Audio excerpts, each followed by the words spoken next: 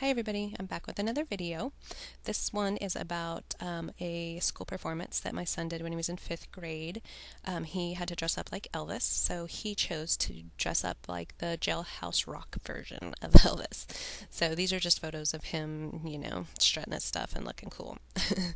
Anyway, right now I'm cutting the photos down and then I'm going to place them 3 in a row across the page.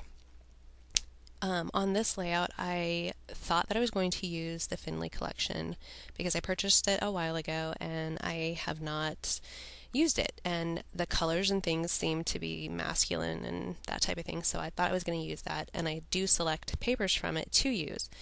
But I started looking at the embellishments that came with it and was really actually kind of surprised because they are somewhat baby themed. They say a lot of things like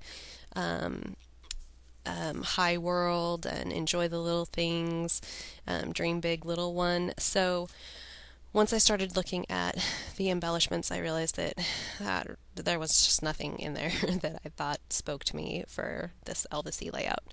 So I do end up switching out the papers, but that's actually not until later in the video. So you're going to see me playing around a little bit with these Finley papers. I started actually cutting these papers down and everything, thinking that I was going to go with these papers for the layout. But like I said, once I had kind of already laid out the layout, and then when I started looking at the embellishments, I thought this just isn't going to work for me. So I end up pulling off some of the things, or some of this paper, and just using the photos that are matted on the black paper instead.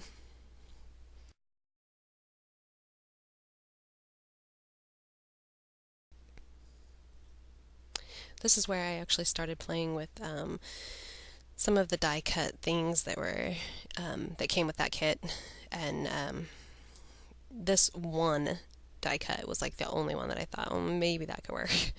But yeah, anyway, obviously I go a completely different direction, which you are about to see soon. I actually started looking through my paper stash and I found a piece of paper that actually had Elvis on it. So I have no idea who it's from, and I've had it in my stash for a really long time. So I thought, no, okay, that's way better for my theme. So I cut that one down.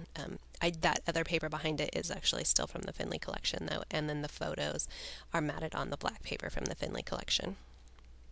So right now I'm just inking the edges, and I used the black soot distress ink, and I inked the edges of the Elvis paper as well as the edges of the background paper.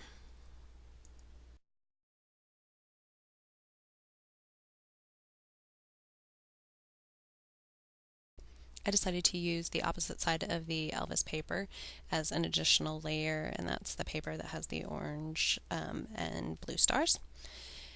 Then I'm also going to use part of the paper as the title. So where it says Elvis is, I'm going to go around that and outline it in black ink, and it's going to become part of the title. I took this cool die cut out of my stash. I believe that it's from a old QVC kit that I used to order back in the day, and I decided that that's going to become the title. The Elvis is cool. My son actually did kind of think that he was cool, and I think it's funny because Elvis was even before my time, so it's kind of funny how things like that go around and come back and that type of thing. But anyway, these blue stars are Heidi Swap. I believe that they are like an acetate. And then I'm going to use this film strip washi tape and just kind of place it down over parts of the photos. And then I'm going to put die cut sayings over the top of that.